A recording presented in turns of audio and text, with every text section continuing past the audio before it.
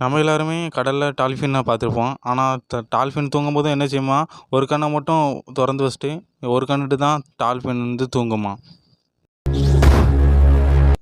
காக்கா எல்லாருமே தொல்லை பண்ணணும்னு நினச்சிக்கிட்டு இருக்கோம். ஆனால் காக்கா பார்த்தீங்கன்னா, அது யார் தொல்லை பண்ணுதாங்களோ அவங்க முகங்கள் எல்லாமே அது என்றைக்குமே ஞாபகம் வச்சுருக்குமா. அதால் அடையாளம் காணக்கூடிய ஒரு சக்தி அதுக்கு இருக்காம்.